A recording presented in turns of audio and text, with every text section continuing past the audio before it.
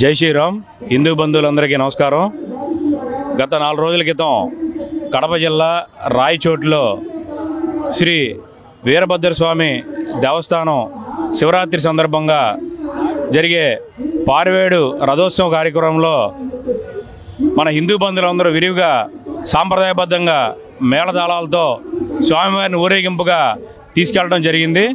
ఆ ఊరేగింపు కార్యక్రమంలో జరిగే ప్రదేశంలో ఆ వీధిలో ఒక మసీదు ఉండడం వల్ల మసీదు వైపుగా వెళ్తూ ఉన్న మన స్వామివారి ఊరేగింపుని మసీదు లోపల ఉన్న ముస్లిం సోదరులు బయటికి వచ్చి మసీదు ముందు నుంచి మేళతాళాలతో ఊరేగింపు వెళ్ళడానికి వీలు లేదని చెప్పి అడ్డుకొని వినని పక్షంలో వాళ్ళు మన హిందువుల్ని మీద దాడి చేయడానికి సిద్ధపడ్డారు.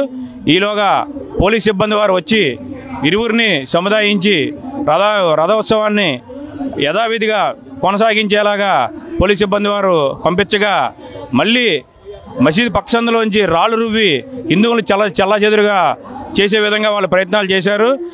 దానికి ధీటుగా ఆ పారివేడు ఉత్సవంలో పాల్గొన్న హిందూ బంధువులు కూడా వాళ్ళని ధీటుగా ఎదుర్కొని ఉత్సవానికి ఎటువంటి ఆటంకాలు కలగకుండా దిగ్విజయంగా స్వామివారి ఉత్సవాన్ని ఊరేగింపు జరిగింది.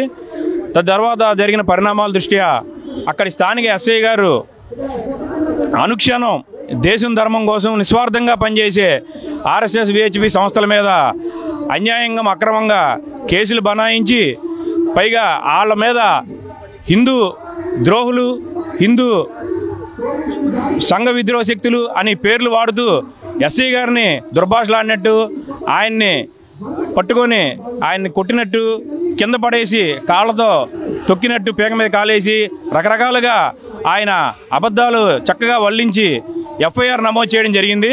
నేను సూటిగా ప్రశ్నిస్తున్నా, ఇవాళ అనేక సంస్థలు హిందూయేతర సంస్థలు అనేక సంస్థలు ఇస్లాం దేశంగా భారతదేశాన్ని తయారు చేయాలని అనేక సంస్థలు పనిచేస్తున్నాయి. మిషనరీ సంస్థలు క్రిస్టియన్ దేశంగా మార్చాలి భారతదేశాన్ని అని చెప్పి అనేక సంస్థలు పనిచేస్తుంటే ఎటువంటి స్వార్థం లేకుండా మళ్ళీ భారతదేశం మరో 2 ముక్కలు కాకూడదు అనే ఉద్దేశంతో నిస్వార్థంగా పనిచేసే భారతదేశంలో ఏకైక సంస్థలు ఆర్ఎస్ఎస్ విశ్వ హిందూ పరిషత్ సంస్థలు. ఇలాంటి సంస్థలని బదనాం చేయాలని చెప్పి కుట్రలు పన్నుతున్నారు. దీన్ని మేము విశ్వ హిందూ పరిషత్ తరపున తీవ్రంగా వ్యతిరేకిస్తున్నాం. మసీదు ముందు హిందూ దేవాలయాలు ఊరేగింపులు వెళ్ళకూడదు అనడానికి రీజన్ ఏంటండి? రాజ్యాంగంలో ఏమైనా రాశారా అంబేద్కర్ గారు? లేదే. మరి వాళ్ళు కూడా మన హిందూ దేవాలయం ముందు ఆపాలి కదా, ఎక్కడైనా జరుగుతుందా? చర్చిల ముందు ఆపాలి కదా, ఎక్కడైనా ఆపుతున్నారా? మరి ఎవరికి వేరే మతస్థులకు లేని రూల్స్ హిందూ మతస్థులకు ఏంటండి? మనం భారతదేశం హిందూ దేశం, మన హక్కు. మన దేశంలో మనం దేవుడు ఉత్సవాలు జరుపుకునే హక్కు లేదండి మనకి. పోలీసులు సెక్షన్లు కూడా పెడతారంటారు. ఏ సెక్షన్ పెడతారు? మసీదు ముందు మేళాలతో ఊరేగింపు వెళ్తే ఏ సెక్షన్ ఉంది చెప్పండి?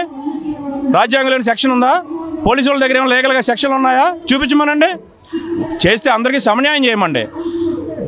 సౌండ్ పొల్యూషన్ యాక్ట్ని కూడా వైలేట్ చేస్తూ మసీదుల్లో ఉదయం 5ంటికి 4ంటికి రాత్రి 11ంటికి 12ంటికి నమాజులు చేస్తున్నారు.